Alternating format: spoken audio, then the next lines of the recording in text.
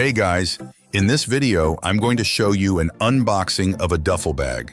If you're new to this channel, please scroll down, hit subscribe, and leave a like. Now let's dive right in. I've already opened the box and checked the contents, so you won't be surprised if it's filled with rocks. This is an energy drink I had to buy extra to get free shipping, but I don't mind spending a little extra for that. Here's the duffel bag I bought, nicely wrapped in plastic and minimally packaged. It gives the impression that the manufacturer is serious and smart with their products, showing good environmental thinking as it can be shipped in a smaller box, even though that wasn't the case this time.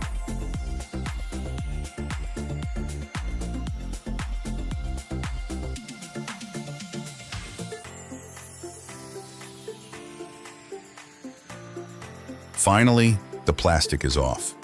A 35-liter bag, which is perfect, though a 40-liter option would have been interesting if it existed.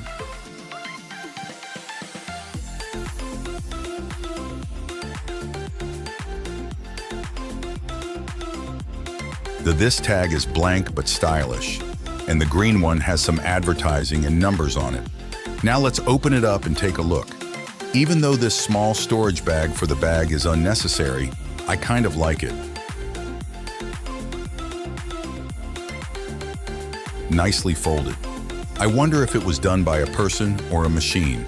There's an immediate sense of quality, and it's very lightweight, which I like. They've really thought through the material choice. The fabric is also water resistant, which I think should be standard for all bags. The bag feels very spacious, and I can fit everything I need to carry.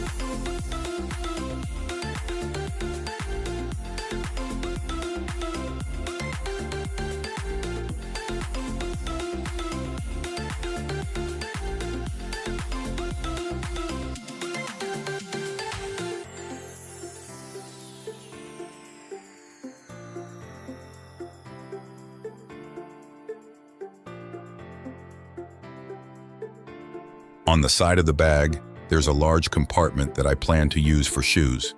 I think that's the intention. To prevent odor from contaminating everything else in your gym bag, it's not pleasant to store sweaty training shoes with your lunch. Here on the side, we have a smaller pocket, which I really like.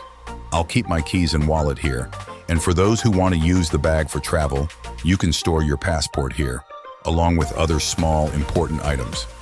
Now let's try putting some things in the bag. Training shoes in the side compartment, but of course you can organize it however you like.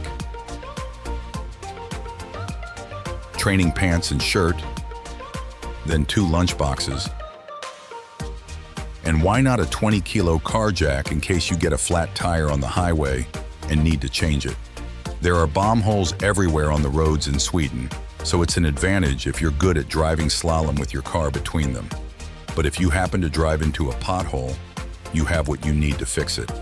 Despite having the highest taxes in the world, it takes several years before they are repaired. But that's another story. Done. Oh, I forgot the lug wrench, but that's already in the car. Here's where you attach both carrying straps with strong quality Velcro. Wow, it got heavy now, but that's good. We know the bag can handle substantial items. You can adjust the carrying straps to wear it on your back like a backpack, which was actually a big reason why I bought this bag.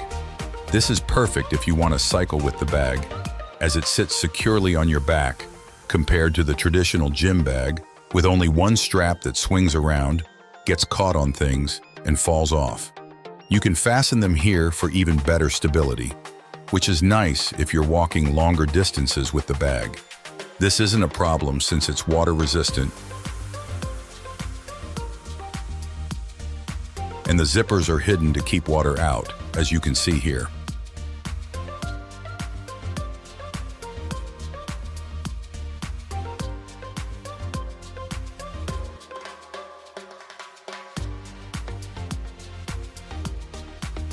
I'm packing a bit more to see how the bag handles it.